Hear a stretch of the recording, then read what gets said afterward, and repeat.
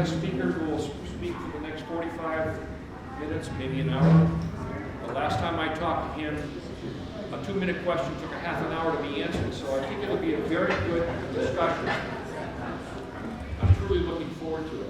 I was delighted to see that Dr. Plummer is here. I mentioned to Bill that I think his role this morning, his assignment, is to keep our guest speaker, Steve Fantone, to fact check him as he tells stories from the old days, the good old days of Polaroid.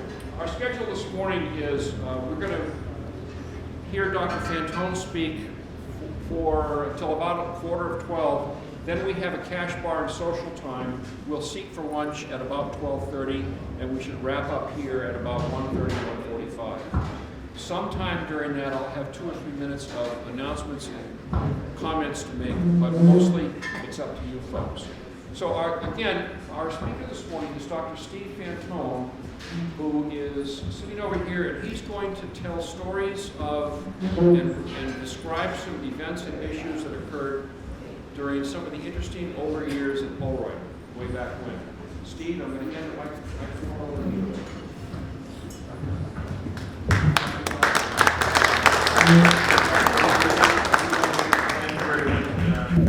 It is indeed a pleasure to be here. I'm part of an extended Polaroid family. My father, well actually before that, a gentleman named Harold Bazell, who was a family friend, who was in the Polarizer division in the 1950s and 60s. And in the late 60s, he walked my father's resume into personnel at Polaroid, and my father was lucky enough to get a job at Polaroid working for Herberger and it'll come to me.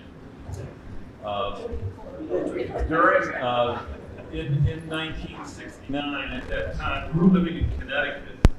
I was I was called a nerd's nerd as a teenager. Back then, I want to take you back then. Now remember, if you were interested in science and technology, there was no internet. There was an encyclopedia, perhaps, in the household. There was a public library.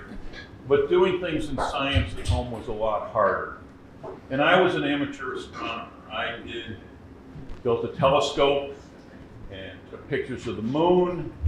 And one of my first interactions with Polaroid was I wrote them a letter, and they supplied me with an ED10 microscope camera, and what seemed to be an unlimited amount of high-speed black and white film. And I started taking pictures. And I was invited to the blockhouse, and you can imagine at the age of 16 being invited into that blockhouse and sitting down at lunch with Elko Wolf and these people that had very responsible positions within the corporation, and wrote an article for them on using ED10 in astrophotography.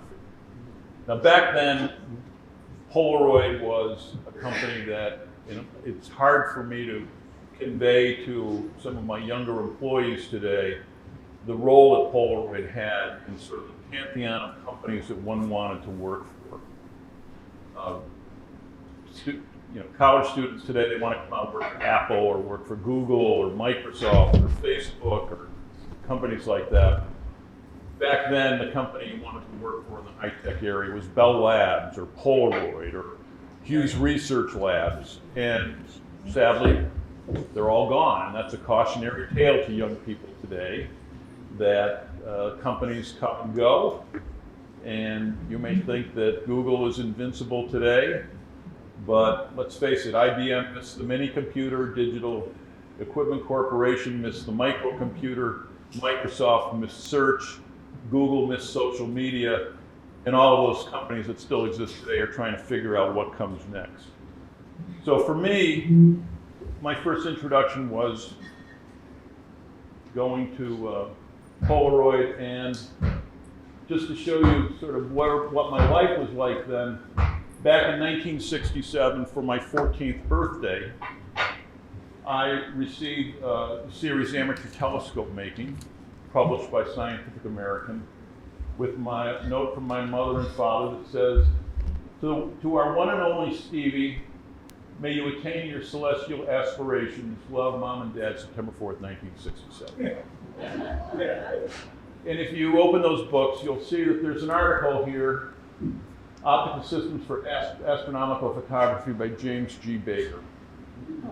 And James G. Baker will come back in this story again, because as a 14-year-old, these are the people who I idolize, the authors of chapters in that book.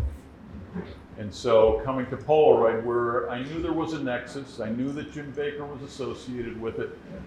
And later on, when I went off to college, 1972, I guess this is,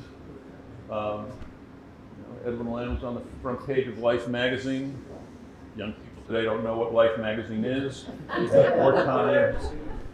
And that magic camera, that is what I wanted for a graduation present from college. And there I am with my mother and father, EFED, working with Hugh McKenzie. My mother, Jeanette Fantone, she was reserve pool. And when I finished college, I went and came to Polaroid, lived at home. Yes, I was one of the first boomerang kids. And over dinner, we would have people from 3 different parts of Polaroid, EFED, optical engineering, and my mother, who was working all over the corporation at different times, wherever she was needed. And we would compare notes as far as what was going on. Sometimes I think we knew more about what was going on in corporate offices. When I was coming out from my graduate work in optics, I had a number of choices. I had 6 or 7 job offers, an academic job offer. I decided I wanted to go corporate and not pursue an academic career. I had Polaroid was my second lowest job offer. People were saying, why would you ever take that job? And I had received very wise counsel that you pick your job not on the basis of what it pays, but you pick it based on the quality of the people that you get to work with. Another analogous way of saying this is something my mother used to say to me, which was, you are the average of your 5 closest friends. Pick your friends wisely. So, looking at Polaroid when I interviewed there, I realized I had quite an opportunity, and Bill Plummer was kind enough. I don't know if I was a mercy hire, Bill, but thank you very much for extending the job offer. The compensation took care of itself. Thank you again.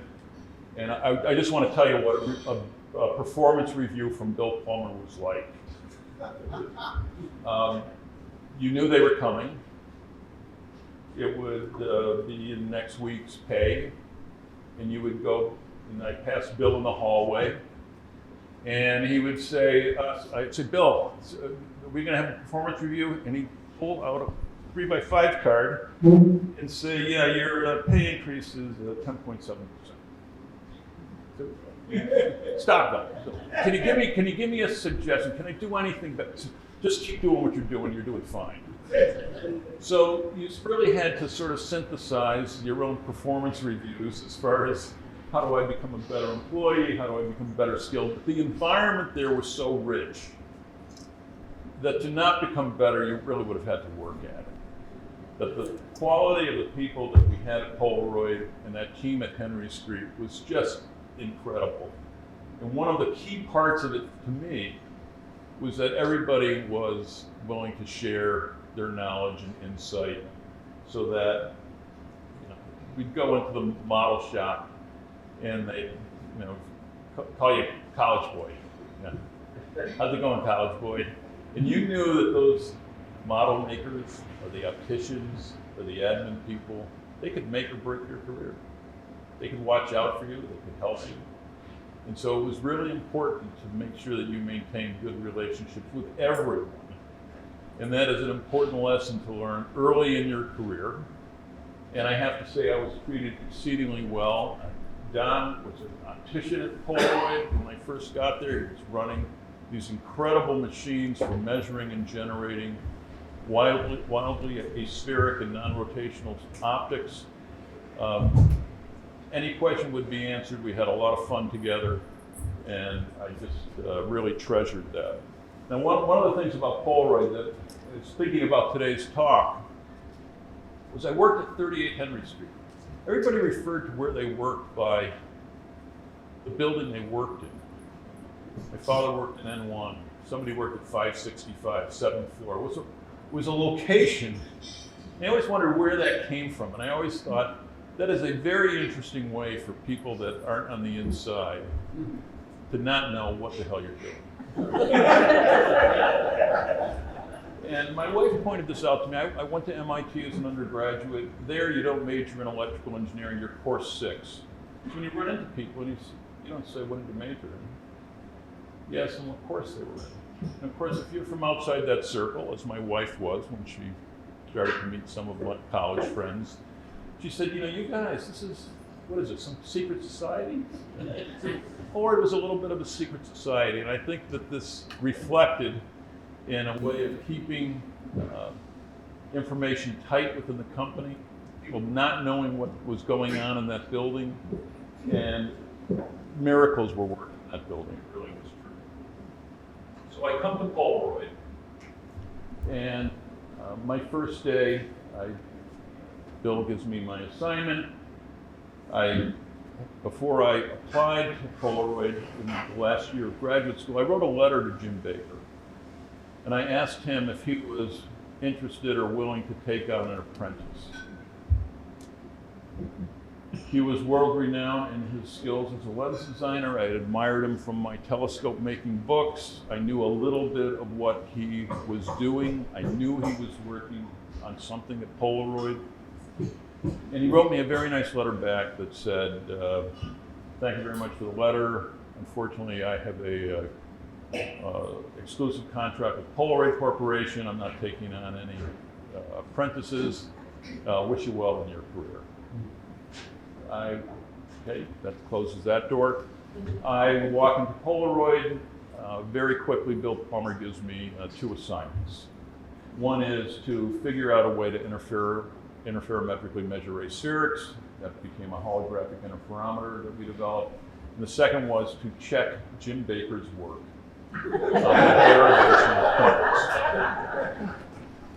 So Jim Baker, going to see him, you know, this is like meeting the most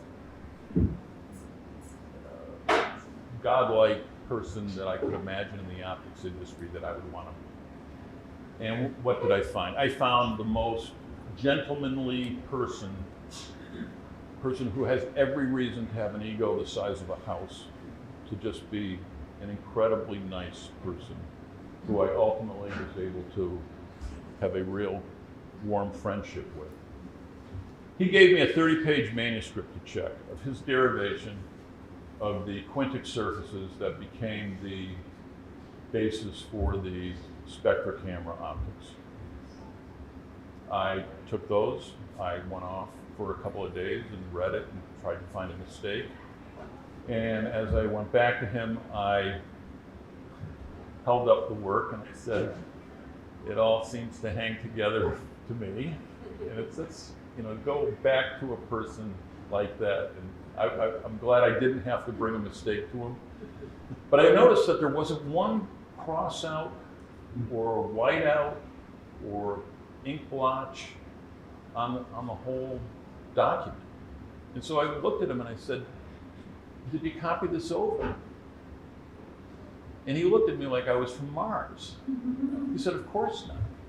Now later on, after Jim Baker passed away, I went up to his house in New Hampshire, and his family was there and they were going through his belongings. And he came down with a notebook from 1941, which had his notes of a meeting with a Colonel Goddard. And this was about just a little less than a year ahead of World War II starting. And Goddard had come to Harvard to get someone to work on reconnaissance lenses for the Army.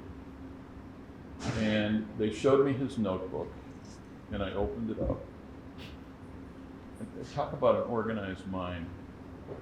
You read those notes, the penmanship was incredible, and you could reconstruct the entire meeting from his narrative and his notes.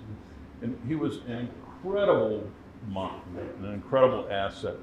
And as I'm going to say a little bit later, I'll point out to you what an asset he was, not just to Polaroid Corporation, but to the nation. And more about that a little bit later. When my father passed away, I received notes from both Jim Baker and his wife, Elizabeth. I received those notes of condolence, and they were incredible notes that I used. I was 33 years old. I still have them today because of the coherence, the sentiment, his ability to convey emotion and meaning in a letter. And I looked at that and I said, I would love to be able to write such a comforting letter later on. But that was sort of typical of Jim. He was mild-mannered, very, very nice person, and an incredible intellect. Howie Rogers was in research division. Now, why would a guy in the engineering division have any kind of relationship with Howie Rogers? Howie used to call down to Henry Street and look for people to help him on a project. And Howie is probably the most out-of-the-box thinking person I ever met in my life. I mean, for a person that never finished college, for a person that, I'll tell you a story from when he was selected by the IR 100 to be an inventor of the year. And Industrial Research Magazine was a big research magazine, and they selected people from, titans of industry to win that award. I went to meet with him. This was in the 1980s sometime, and Helen Whalen was his secretary. And before I went to meet with him, I said, "How's Howie?" He said, "Oh, he's really wound up. He's got to get a talk to this group, and he's very concerned about his talk." So I went in and talked to him, and I said, "Hey, Howie, I understand you're having a little issue with your talk to the IR Industrial Research Group. Big dinner in New York City." He says, "Yeah." He says, I don't know what to say." He says, I don't even have a PhD, and all these guys have PhDs that are going to be in the audience. And I looked at him and I said, "Howie, maybe if you had a PhD, it would have ruined you.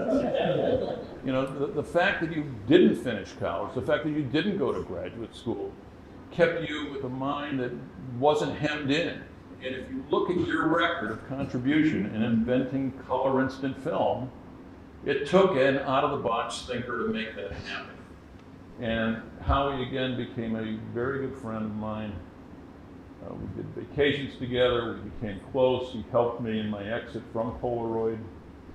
And finally, I'll come to Bill Plummer on the left, he is the reason I went to Polaroid. He is the reason I stayed at Polaroid as long as I did.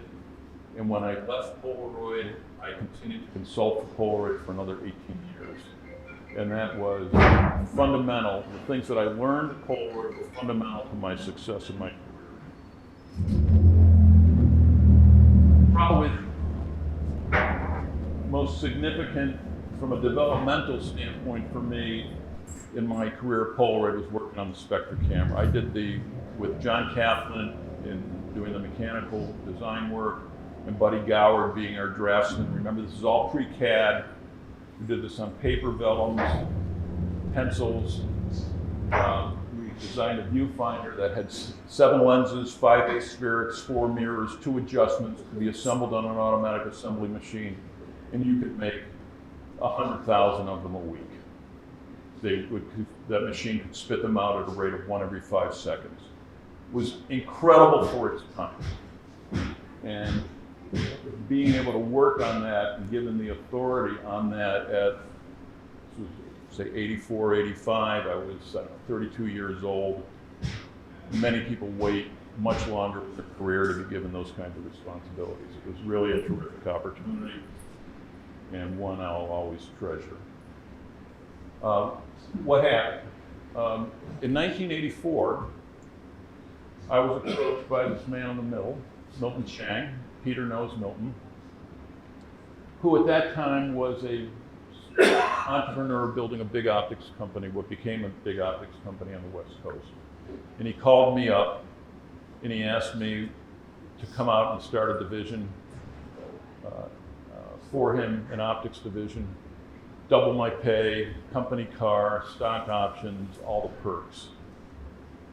And some people will say, my wife is not here today, she's supposed to be here, so I can say these things now, please don't report this to her.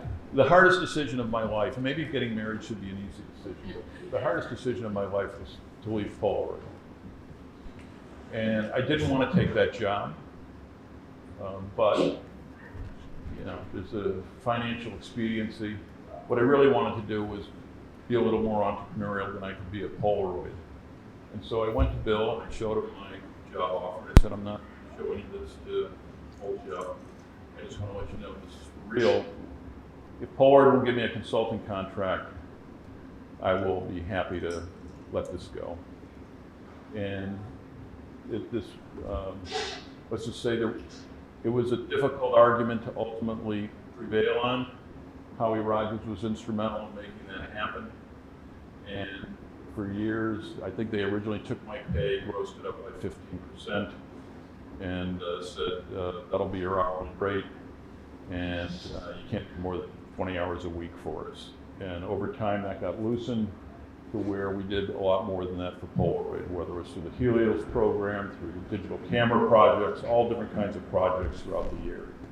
So it was a great outcome that was facilitated principally by Bill and then later by Howie to make that happen. So I ended up starting a company. That company is a Henry Street kind of company. We have all the skills from doing optical engineering work and building prototypes and building production if we need to. And so we have mechanical engineers, we have optical engineers, we have electrical engineers, we have software engineers. And sort of the basis of it was bringing what Henry Street brought to Polaroid to a much larger market outside of Polaroid. And the way we've organized ourselves is very similar. And I think one of the things that was most important was that we tended to select people the same way Bill selected people at Polaroid. We operate in a lot of different markets. We do about 40% of our business is in life sciences. Most people don't realize that, for instance, medical diagnostics like gene sequencing or COVID tests many times are really optical tests. They involve fluorescence, and so you need to be able to stimulate a sample with light. You need to be able to collect that light. You need to be able to measure that light. So many of our clients are the big pharmaceutical companies or medical diagnostic companies in that arena. We operate in the military, defense, obviously, industrial work, automotive work. Cameras are everywhere now. And I have to say, Lan was right. Lan talked about the fact that cameras would become omnipresent. He was hoping it would be the SX70 or an extension of that. But if you think of it now, it's hard now not to be on camera. Whether you're walking down the street or you're at an event like this, there is going to be a record of what you're doing. And that speaks to the fact that what Polaroid did in the 70s in the area of plastic optics, the generation of aspheric and freeform optics, really was 50 years ahead of its time and set the stage for what we're doing today.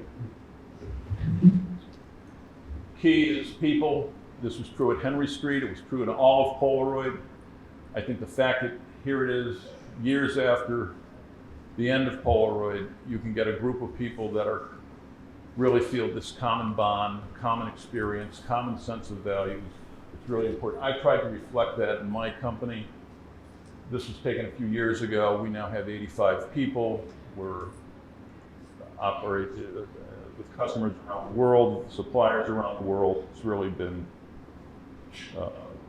great for us. What kind of things can we do? Here are things, everything from stereoscopic endoscopes, ophthalmic microscopes. We build instrumentation. We have large clean room facilities. Everything we need to do optics right. Multi-channel imaging systems, zoom systems, test systems for missile seekers, reconnaissance lenses. This is a mapping lens, and Peter, I think you deserve credit for this lens. Thank you very much. Peter Clark, after he left Polaroid, it took me a while to recruit him, but I finally was able to land him. Well, were you on work release at Opticos? But this is a good example. It's a lens. That's my son Dennis. He works in the company. This is an aerial shot. Basically, today you're all familiar with Google Maps, which you may not know. They use similar kind of lens that we developed. But this is one where if you go to Home Depot and you say, I want to have my roof re-roofed, you can, by the time you drive home, they will have emailed you a quote. How do they do that? They do that because once or twice a year, basically 98% of the populated areas of the United States are remapped. And they have enough pictures at enough angles where they can go and look and see how many feet of drip edge you need, how many square feet of roofing shingles you need, what the slope of your roof is, and provide a quote on that. They don't even have to send anybody out. That's all done with lenses like this that we made. So first of all, some history. We've probably all seen this picture. I'm told that that is Howie Rogers' brother. Can anyone verify that? Who's brother? It was Nick Rogers. You see the picture of 1938, but I don't remember. But Nick was at Polaroid before Howie was. And we're all familiar with what Polaroid was as a company. It could have stayed that way. Edwin Land could have said, I'm 30-something years old. I have a nice business making polarizers. I can take some vacations. But that wasn't Edwin Land. Of course, he did a terrific pivot. And that pivot occurred over a few-year period. And that is one of the toughest things that a company can do, is change direction. Where you say, we have this nice polarizer business. We're going to become a photographic giant someday because we're going to develop one-step photography and bring it to all the people in the United States. Very difficult thing to do. By the way, this picture was taken at a national meeting of the Optical Society of America. This was a New York Times photograph, the first public demonstration of instant photography. And Land played a key role in both the Optical Society nationally and in the local section in Massachusetts. He was one of the founding people there. More about that later. So let's talk about Polaroid and Land's impact in optics. We're all familiar with polarizers. Plastic optics, they were part and parcel of developing low-cost instant cameras. Now we take that for granted. Gee, molding plastic optics, yeah, you've got to be able to do that. A lot of people can do it. Where did they learn how to do it? They learned it from Polaroid, they learned it from Kodak. That technology, ultimately, people left those companies, set up other companies, developed it. But in many ways, Polaroid showed that it could be done. And having that existence theorem, showing that with an SX70, you could make non-rotational aspheric optics and manufacture them in quantities of millions per year, was not a foregone conclusion in 1972.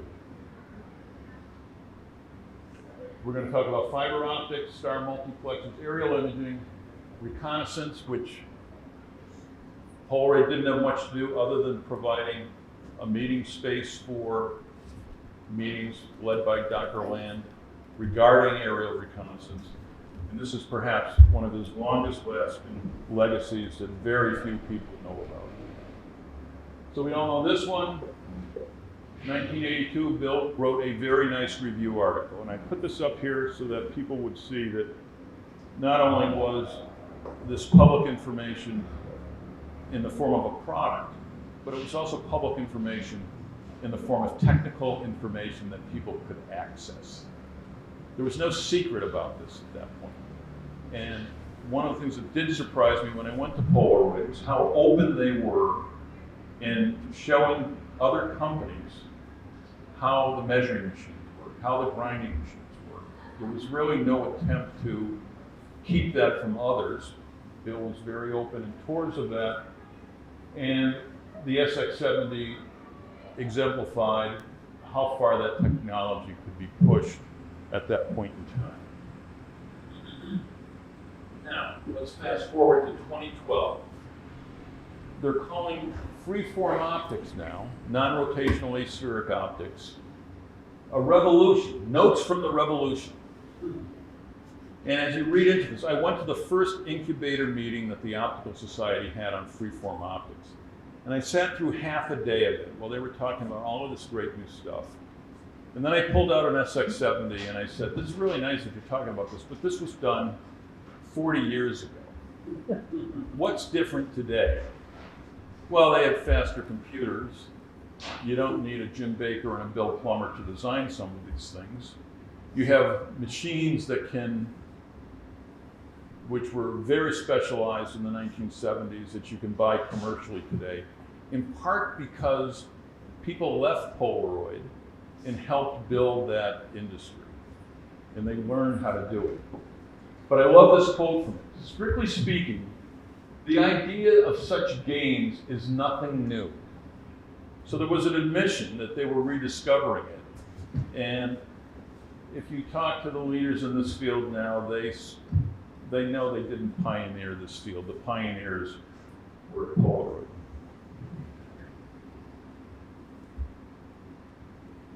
Another area which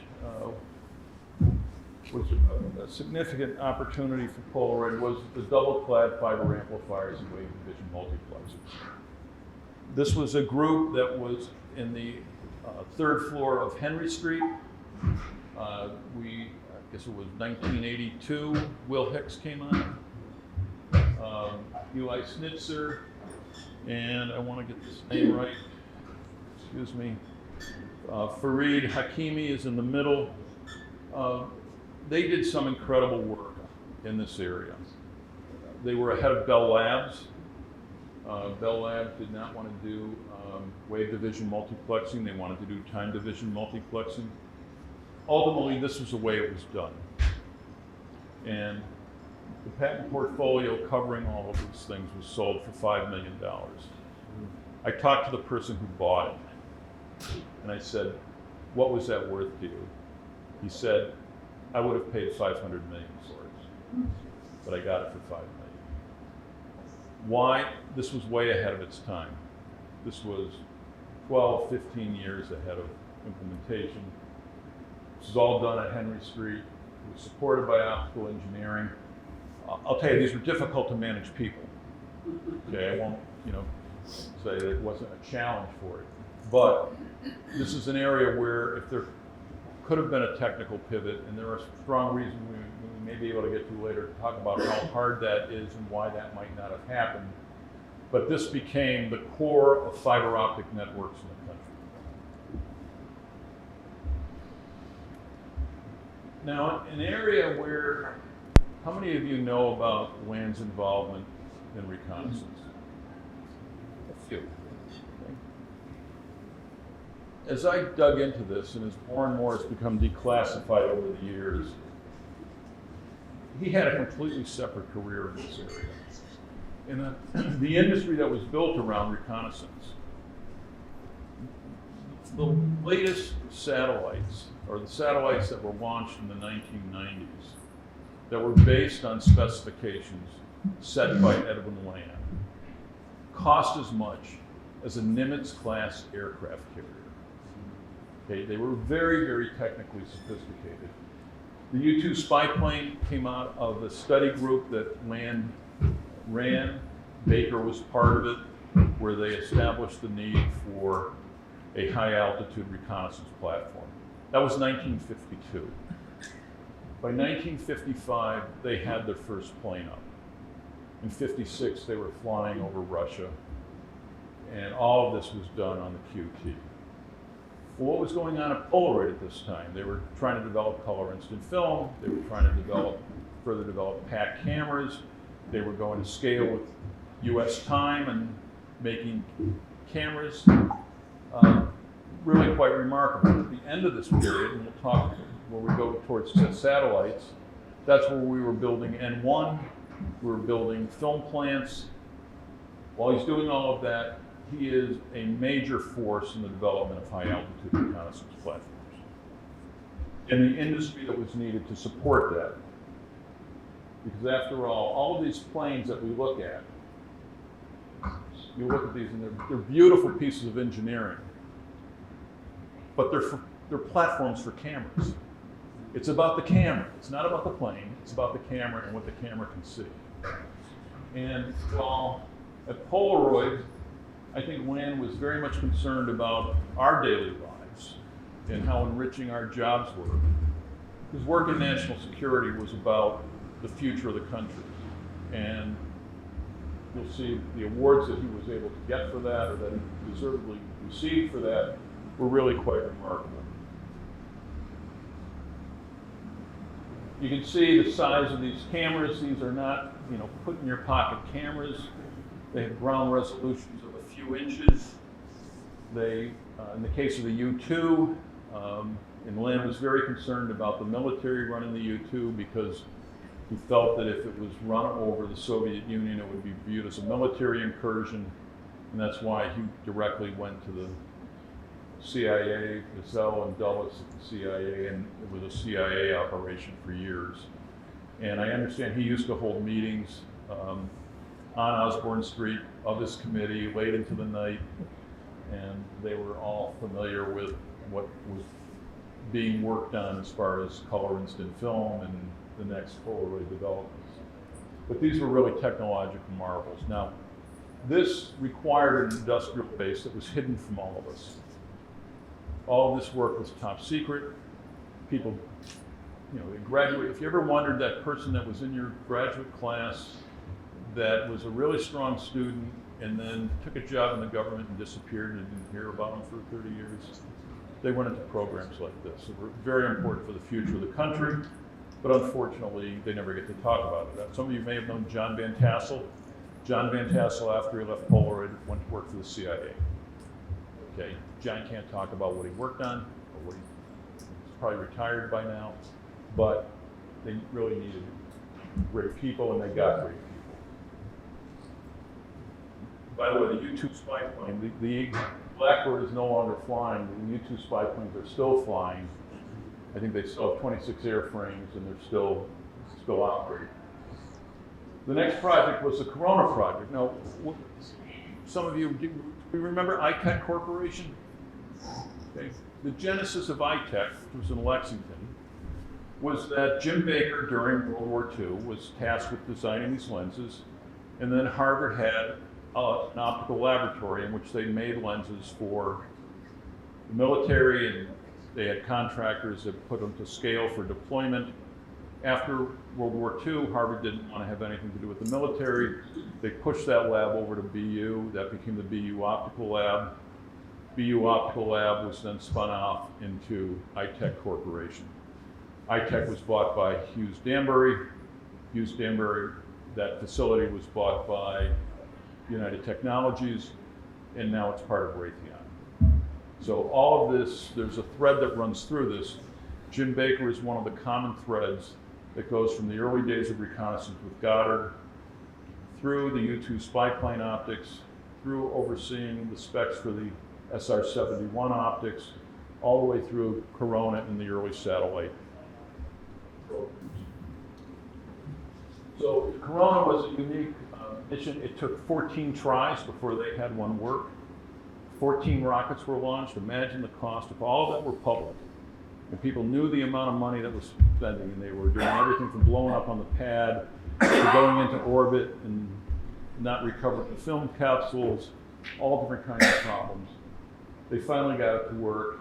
This was one where they would take pictures on film in orbit and then deorbit the film, capture it while it's re-entering the atmosphere on a parachute, and then process it and develop it.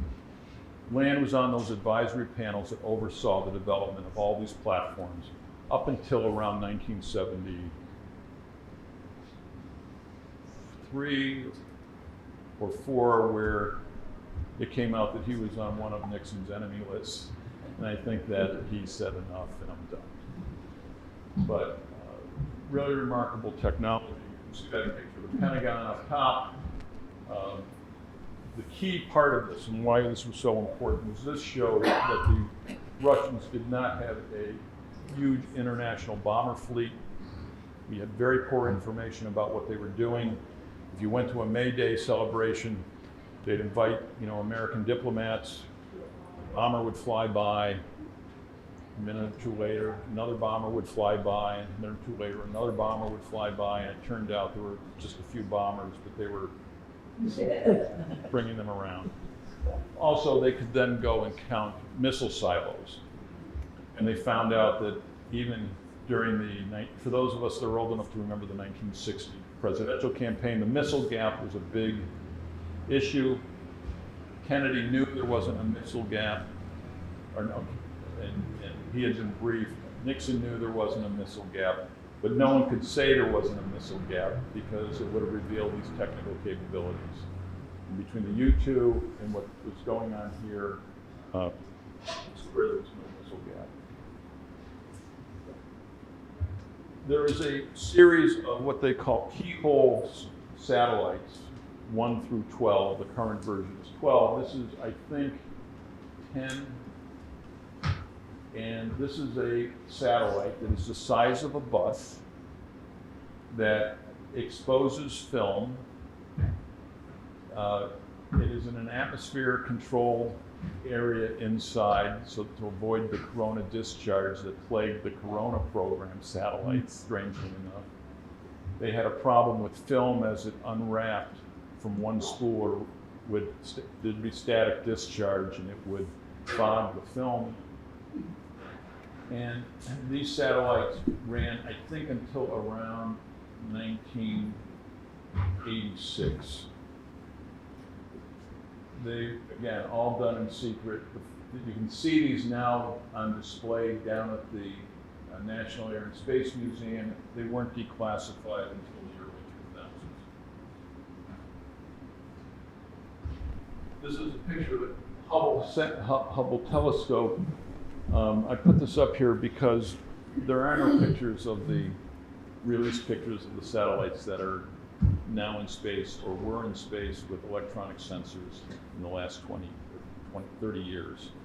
But the Hubble telescope was based on optics that could be obtained readily because the infrastructure and manufacturing base had been set up for surveillance satellites.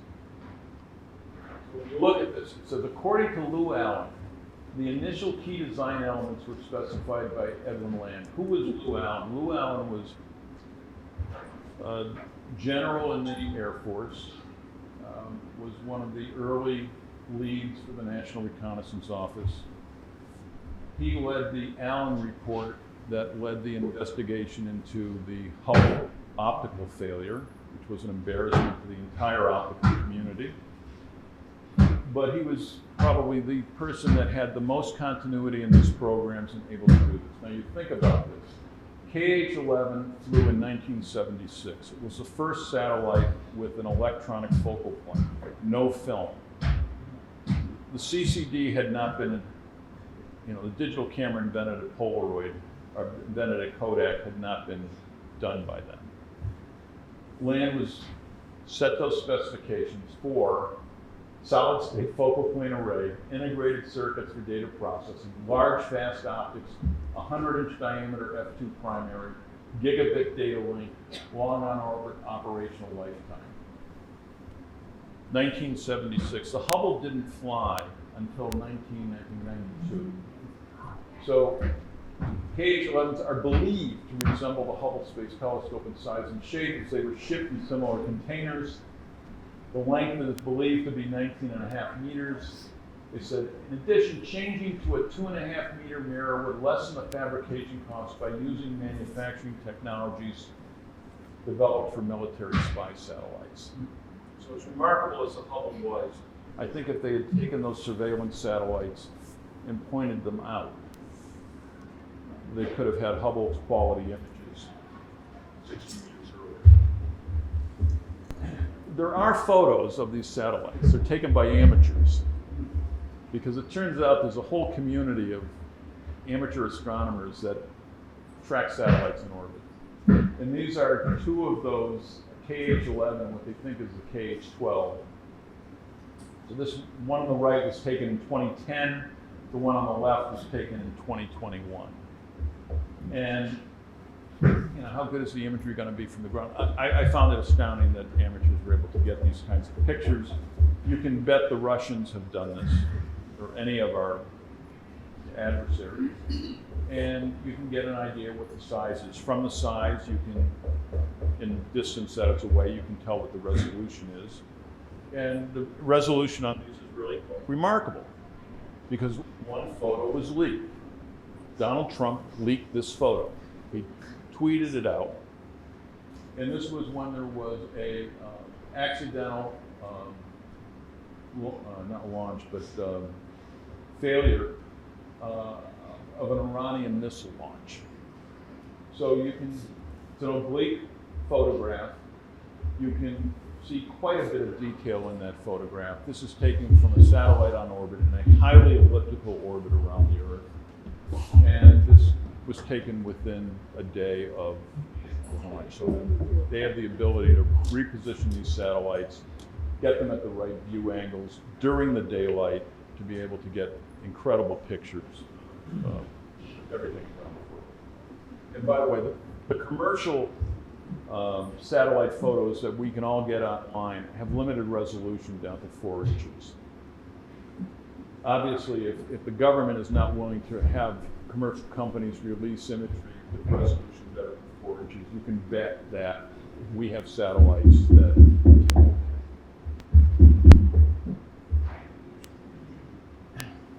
This is a belated thank you.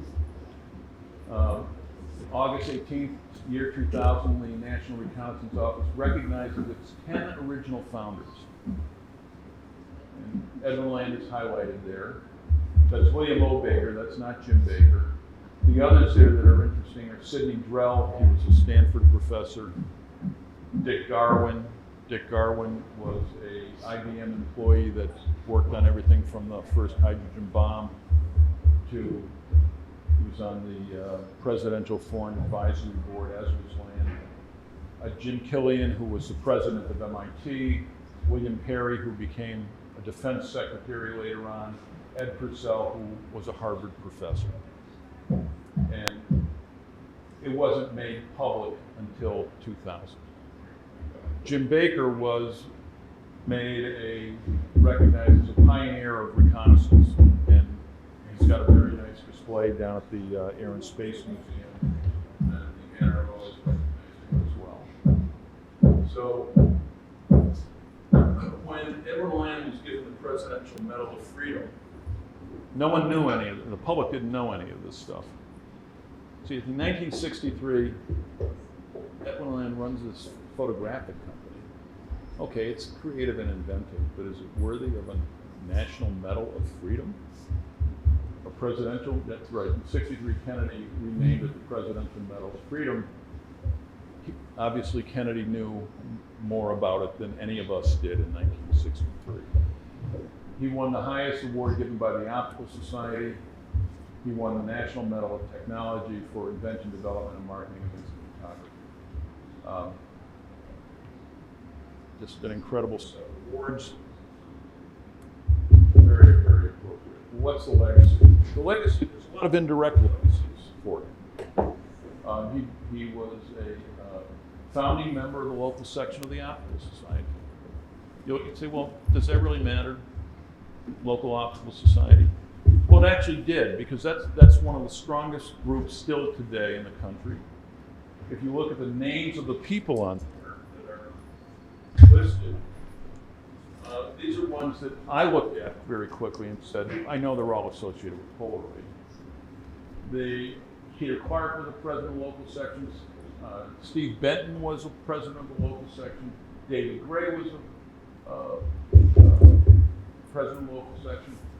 Elkin Blount was. And Elkin himself was another world-class intellect. And if you look at the charter members, it's a who's who of people associated with Polaroid that were a key part of it. If you look at who the founders truly were, it's dominated by Polaroid people. They formed the group, then they said, who else wants to be a member? Here's the rest that signed up. And it happened. Next spring, We'll be celebrating the 75th anniversary. The Edwin Land Medal, which this group is actually partly responsible for, this was established in 1992. So this is a reminder to the optical community. It was founded by the Optical Society of America, now called Optica, and the Society for Imaging Science and Technology that John and Mary McCann have leadership roles in. Polaroid Retirees Association gave a generous donation to it, several other individuals. And you say, whenever you set up an award, you say, what is the legacy of this award going to be? You know, is it going to find its own rhythm, its own constituency that appropriately reflects Edwin Land's uniqueness? And I have to say, I think we did that. And that Howie was the first one. And Howie certainly was an out-of-the-box, creative, innovative thinker. These are the last four. Eric Fossum, another friend, is developed a low-cost CMOS sensor. How many of you have cell phones? You can thank him for the camera. Okay? Joe Isaac developed diagnostic techniques for visually or optically discerning diseases in the eye. Very creative, entrepreneurial, has a company. Eric has started a few companies. It's really nice to see that. Shin Sang Woo was very active in displays and responsible for high resolution displays. Susanna Marcos, the most recent one, is a vision scientist at the University of Rochester. She was just brought in from Spain. Has done some incredible work on, again, visual optical diagnostics. If you go back over the list of people who have won this award over the years, it is a truly remarkable set of people that combine inventorship, inquisitiveness, scientific methodology, entrepreneurship, and their impact has been tremendous, and they have Edwin Land associated with it, and hence also Polaroid. I want to close on a discussion about the second aim. You know, if you go online and you do a Google search on Polaroid, the second aim, they talk about viewfinders and how to point your camera. It's very difficult to find public information about this, but I suspect that much of the reason that we're here today is because of the impact that the second aim had on all of us. I want to give a personal example of this. My father joined Polaroid in August of 1969. In March of 1969, he had a heart attack. He was commuting weekends from Connecticut. And back then, if you had a heart attack, about all they could do was say, rest. There were no stents, there were no clot busters. Bypass surgery was a risky experiment. He had to wait. He was still living in Connecticut. We had to sell the house, move up to Massachusetts. The doctors wouldn't let him, give him clearance to go back to work until that was done. If that were to happen today, most companies would have kicked him to the curb. They stuck with him. We moved up to Needham. He went back to work. And then a year later, he had another heart attack. They stuck with him. He was able to work another 16 years. At that time, I was in college. I had a brother in college. I was worried about whether I'd be able to finish school. Had two younger sisters and a younger brother, who all, by the way, had summer jobs of some kind at Polaroid or worked between semesters. Sisters that worked on the N4 a camera production line. I had a brother that worked at the end of a film line, putting film on pallets and shipping them down to Needham. Polaroid was very good to me and my family, and for that I will be forever grateful. If things had gone wrong there, my outcome would have been very different. It provided an opportunity for my father to get healthy, to get back on his feet, to be a contributor for another 16 years. And those values, when you think about the second aim today, to bring the best out in people and give them useful, exciting work, is something that has been adopted by many companies. For me, I've adopted it into my company. That's really what we try to do to keep people engaged. That's why I think people have stayed with my company, some as long as 30 years. I can't get myself fired, so I guess but it really made a difference. And when you try to explain this to people that didn't have that Polaroid experience and know what it was like to actually work there and be part of that wonderful experience, they really did miss something. So I want to thank you for giving me the opportunity to speak with you today. I'm happy to take on any questions. People know I'll answer anything. And I want to thank you for the opportunity.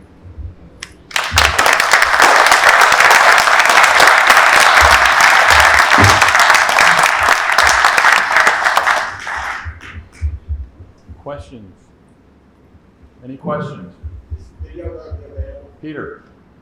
Sorry. So Lam never got Polaroid Corporation involved with the discovery. Is that true? I haven't been able to find any record of that. You could have. He could, listen, the enterprise that was set up for supporting reconnaissance satellites dwarfed Polaroid.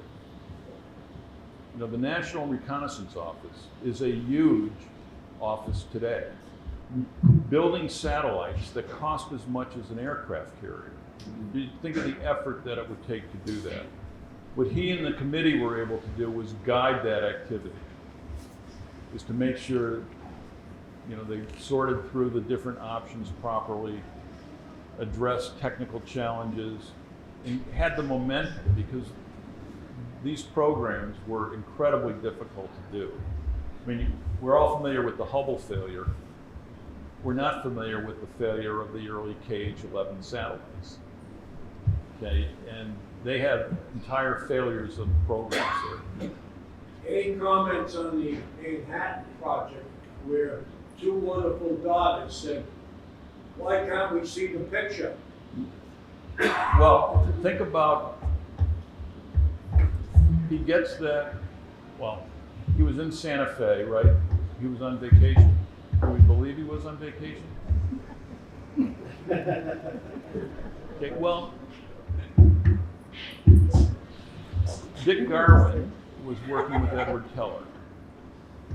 Dick Garwin comes back in. It would be a very interesting thing to look at the people orbiting around Edwin Land throughout that period of time, because he had a peer group that was, ranged from James Killian at MIT as the president. He had a direct line to the office of the CIA. He met with Eisenhower and talked about reconnaissance issues, and yet there's very little record. And Land destroyed, and his family destroyed all the records prior to his death.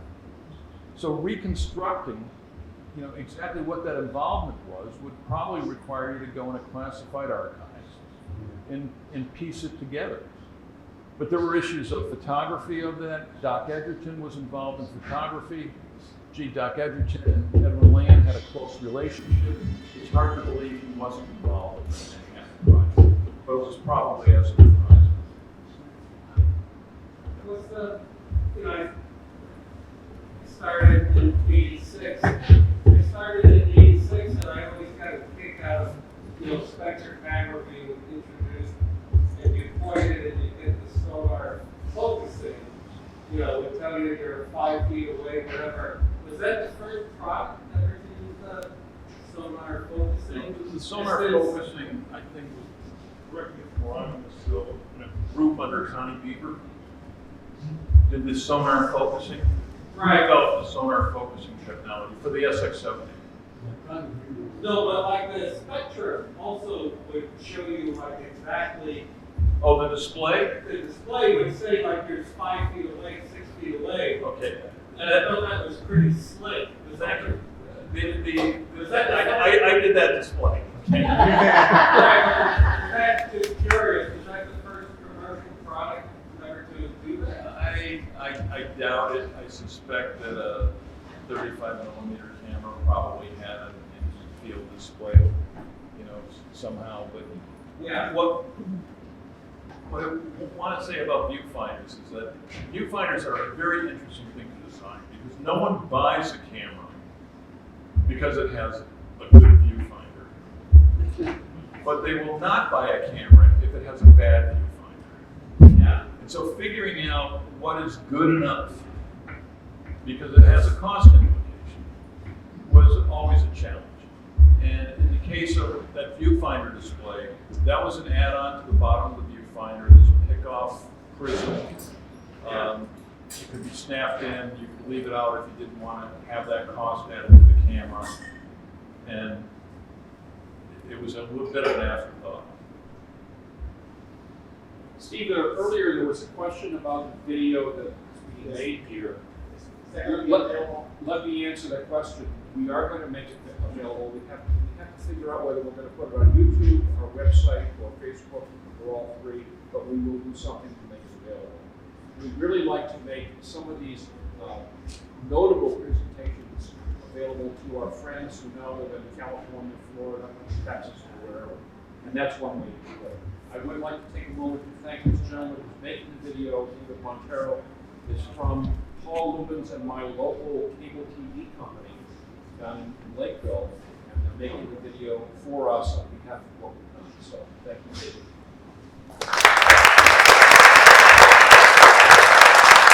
And we are running short of time. We're already 20 minutes late, so we're cutting into your bar time. I know that's important. People Happy to answer any questions. People will have questions for Steve. He'll be available. I have a couple of quick comments before we break for a glass of wine. I'd like to give everybody here a homework assignment to take something home and do something for the PRA during the next year. Please find, please find each of you, please find and recruit at least one member to join the PRA. Even better would be a member to join and work with us on the board of directors. We do need some bright, young, new, fresh ideas to help solve some of the problems we have. We also are engaging in some specified and narrowly defined projects. Anybody here who would like to spend some time working, mostly Zoom meetings, but maybe an hour or two a month with some of our former Polaroid colleagues on special projects, things like the website, small group meetings, technology, how we project these meetings out to people in the field, remote retirees, that would be very helpful. You don't have to be a board member, but we'd really love to recruit people to work with us on these tasks. And finally, Bill Rosen has reminded me to ask you folks when we leave today, return the badges to save us some money. These aren't cheap. And if there's no other questions, I think we should try and find our cash bar who's waiting for your orders.